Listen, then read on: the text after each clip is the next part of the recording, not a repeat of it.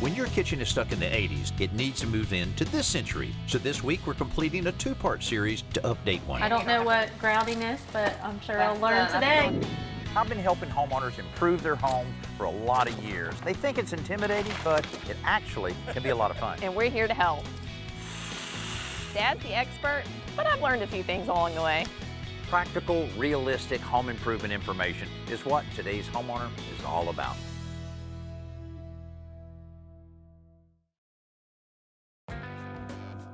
We're in the middle of a two-part series to help Lloyd and Amy update their 80s kitchen. For 6 years, this house has been home for them and their kids, Caroline and Landon. But the kitchen style was much older than that. And it just all doesn't really blend very well. It just kind of, I don't know, just kind of clashes, I think. Yeah, So. it needs to be modernized. Modernized. Modernized. It's a 1980s kitchen. It's really mustardy. We like mustard on our hot dogs, but not on the walls. So we helped them put together a plan to modernize the space. The little galley rail shelf thing there, that's gotta go. He likes the light fixture over the kitchen table. I do not. I still like my MTV too, Right. but I can't have that. That's 80s, so that's gotta Yeah. go. The old, poorly installed backsplash also had to go to make way for a new one. Whoa. Oop. Oh, Oop. what do we do? Patch on all three. And that fluorescent light fixture was screaming 1984. Who's the popcorn specialist? That would be me. The scraping the popcorn's not so much the hard work, it's more of just the mess it makes. You know, so you get this popcorn on you, you just gotta like shimmy it off, you know, you don't wanna smear it because... Oh man. I'm doing the tedious work, the cleanup and everything else, but I'm seeing all these power tools all around. They're gonna interview us later and say, hey, so what did you do on the project? You know, I swept. When do I get my hands on one of those power tools? Next, we had to lay out the locations for the new recessed light fixtures. So we need some holes drilled, And and we're taking you off the cleaning duty for just a little while. the clouds have finally separated, the sun is shining through, and Danny blessed me with a power tool. Just want you to know we got a lot of confidence in you. And then we put a hole in the ceiling. You know, I think the electrical work on this whole project is gonna be pretty simple. Wait, someone's got to go in the attic to do that. I know it. So off to the attic we go, and it is dark up there. And you're trying to find a hole that's maybe 3 inches big and a cord's coming through, and everybody's like, do you see it? You see it? But we got those wires through.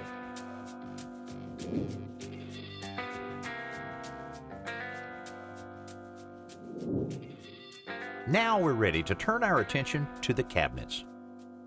A lot of people don't realize that you can update the look of stained cabinets without painting them. Clean them up really well, repair any scratches, and give them a fresh coat of polyurethane, new hardware, maybe painting the walls surrounding it. You're gonna get a whole new kitchen without painting a single cabinet door.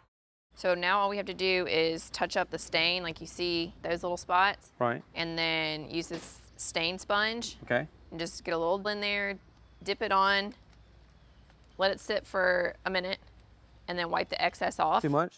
Yep, that's fine. Now go to the other one. Get the other one over there. Okay, get there. Stop. The longer you leave stain on a wood spot, the darker their color gets. So you gotta wait a few minutes before you wipe it off.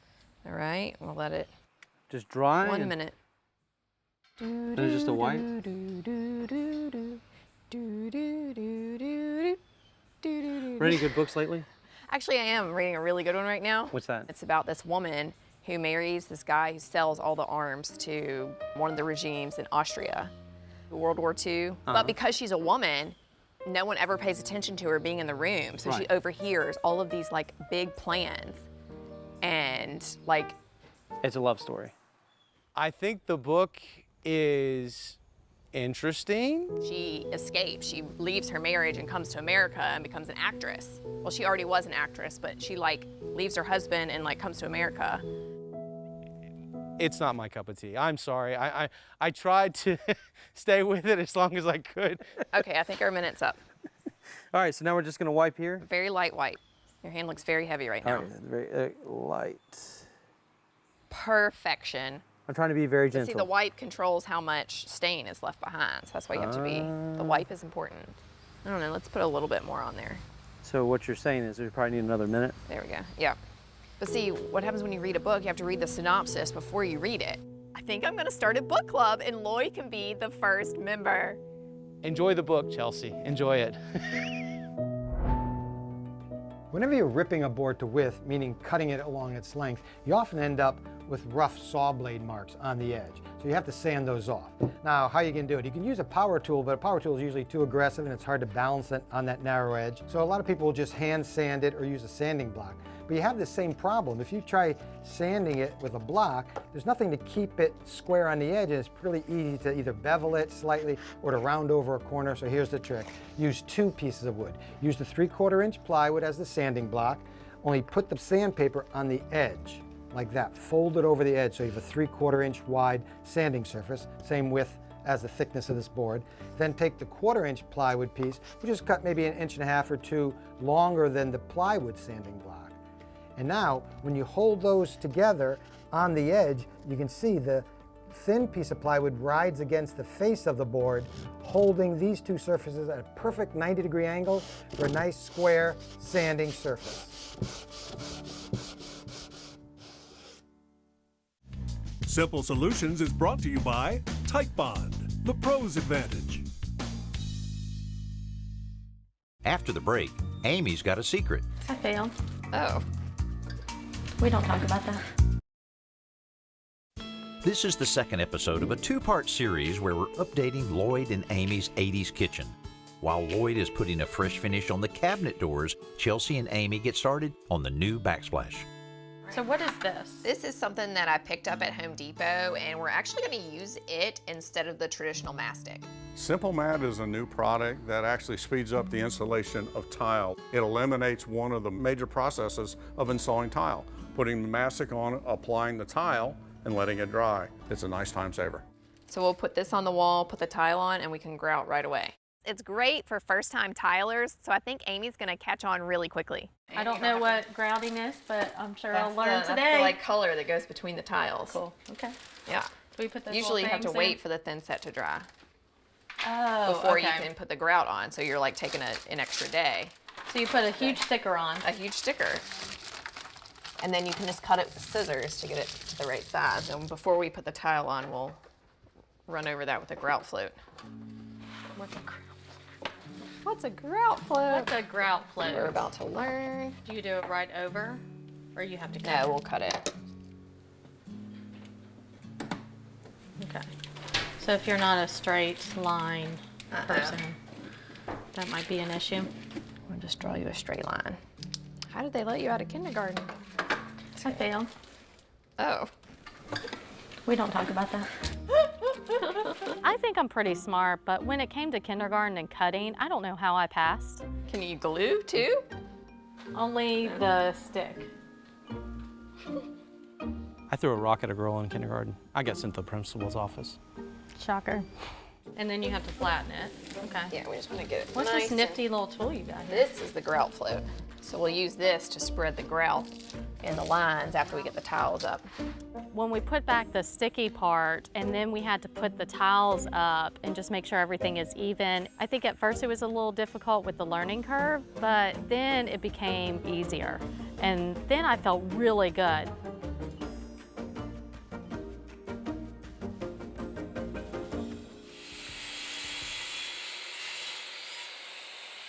Meanwhile, Chelsea has me outside cutting tile on the wet saw. Leave the line. Okay. 2 straight cuts. I need some french fries and a hamburger. Me too. Before long, she has both Lloyd and me fully involved in the backsplash.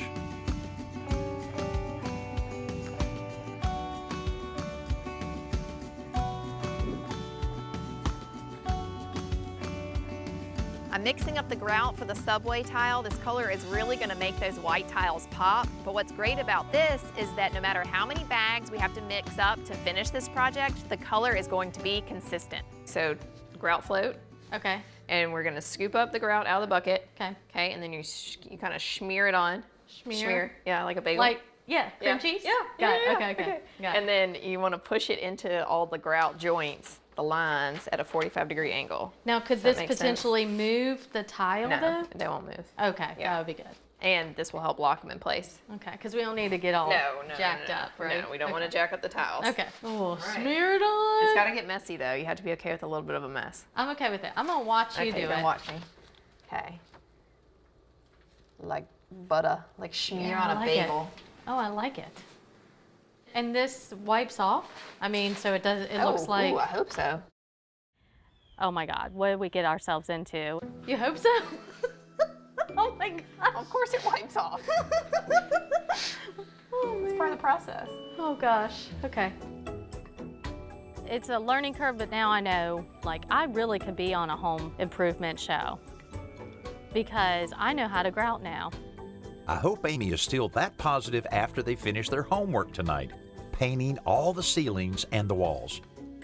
You know, I know it's hard for these homeowners when they work with us all day long and then we leave them a significant amount of painting to do That's a lot of work. after a full day's work. We knew that we would have to have homework. It's just after a long day, it was crazy. And we have some great neighbors, and so they came over and they took care of our kids.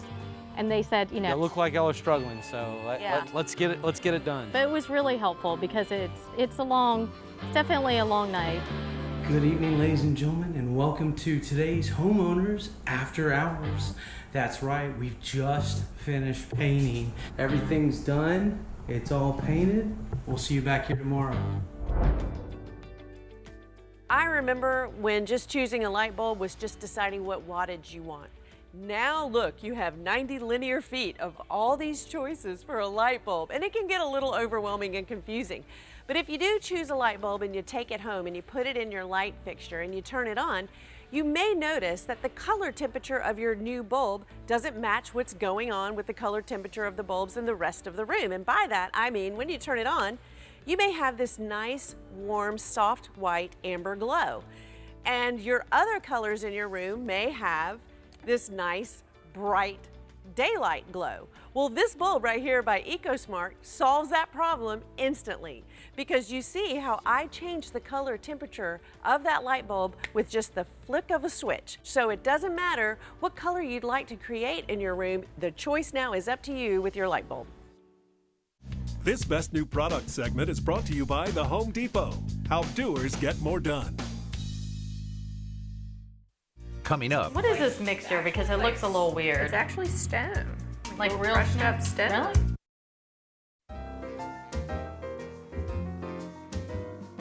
Lloyd and Amy's kitchen was stuck deep in the 80s, so updating it is a big job that's taken 2 episodes. Their homework overnight was painting, and they did a great job. Big difference. It's brighter. It's more modern too. Yeah, I wish we would have started with the paint, and then that might have been all we had to do to this kitchen. That's true. Now it's time to wrap up that lighting project. So since you did all of that work up in the attic, here's what we've got. So that's where the ceiling fan used to be. Right. So we're going to tap into that for the power, and then these 2 pendants, and then the 4 LEDs here will just go around in a circle like that. Okay. And Chelsea and Amy are going to take care of the pendants. So if you will strip the wires and prepare them, I'll come right behind you and putting these things in. You're doing something very uncharacteristic. Reading the directions. Reading the directions. We're trying to get rid of all of the things that make this room heavy, so I went with globes that were all glass because they're going to keep the room light but also let a lot of light out. I have cut myself so many times. So if you'll take it and go away from you like that. Okay.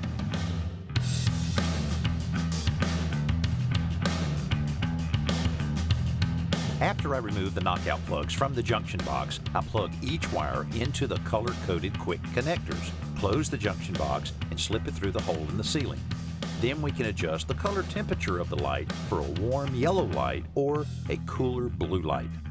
We wanted to keep it kind of warm in this space so that it wouldn't feel too industrial, so keeping it at 3,000 Kelvin is perfect. What's cool about installing a light fixture is once you've done it once, you pretty much know how to do any light fixture, so it's a great beginner DIY project. The hardest part though is holding your arms above your head and getting that arm workout. All right, Dad, you want to flip the switch? Yep, you ready? Okay. You confident? Woo! It's so much light. It is. You love it? I love it. There is so much light in here. It's so much brighter. Really, yes. I didn't realize how much light they produce. It just makes a whole new feeling. It's amazing how you can change everything around it and it makes the cabinets look different. Totally different. You did a great job with the touch-up stain. Looks great. Thank you. The Thank you. Sealer on top. It does look These will nice. last many, many more years for y'all. Oh yeah. When we actually hung them back up, it was just such a striking image. The key thing is that this hardware and the footprint of it matches the other one exactly. Right. All right, one down, 250 to go. I'm glad we didn't repaint, you know, like change the color, because I really do like this wood. It looked like we got new cabinets, to be honest. I have to tell you, I love the tile with this, and then the handles like See the it coming black. together now, don't you? Little things like that I had no idea would make the kitchen pop a little bit more.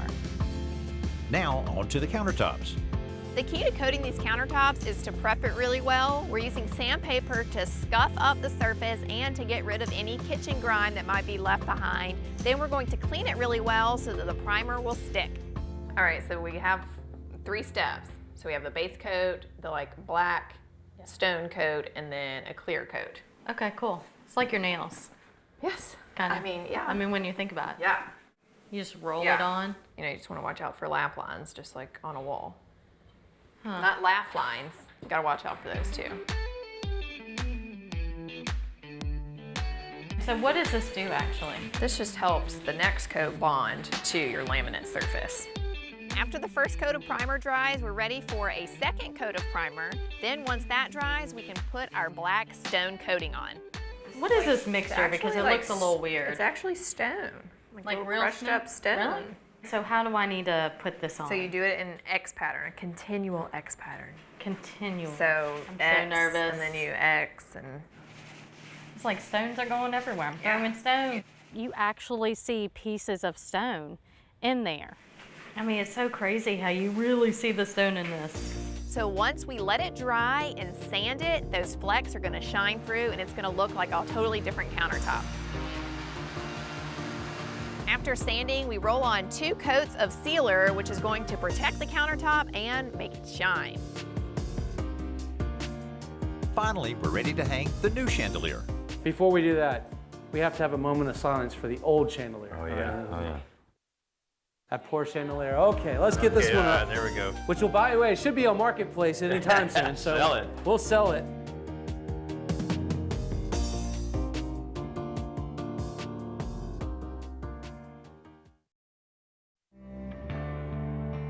Lloyd and Amy's kitchen was textbook 1980s. The galley rail shelf was the first giveaway, but the light fixtures and the sea of warm colors took away all doubt. It all looked like one color with no contrast at all, and the poorly installed piecemeal backsplash didn't help matters because it just blended into the block. But now, the room has a whole new feel. The new wall color is brighter and lighter. We kept the oak cabinets, but we updated them with a fresh finish and contrasting hardware. Now, speaking of contrast, the white tile backsplash with dark grout adds plenty of it, and it coordinates with the more modern light fixtures, which now fill the room with plenty of usable light. That brightness is balanced by the dramatic new finish on the countertops that completes this kitchen's move into the 21st century. And we were able to do all of this for less than $1,200 in materials. It's wonderful. I mean, we didn't have to destroy anything. I mean, the cabinets are still the same cabinets, the countertops are still the same countertops, but because of some new paint, it looks completely different. The subway tile that goes all the way around, I mean... That's awesome. I was really focused on, definitely needed to change the paint, the paint, the paint. The paint is awesome, but it's also little things like the hardware and the lighting. It's just so much brighter and it's more inviting.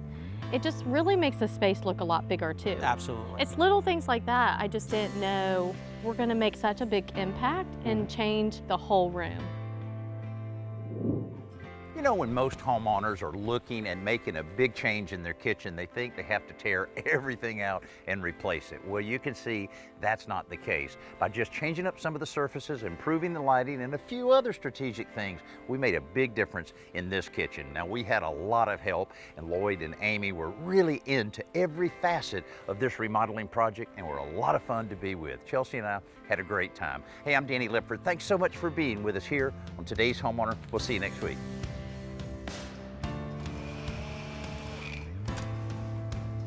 Okay, Lloyd, turn it on.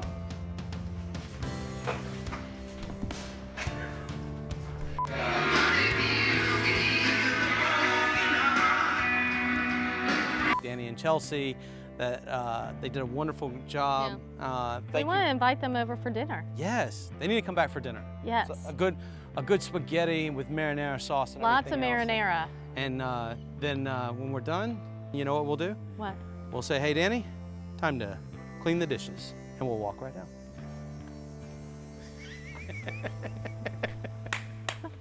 out.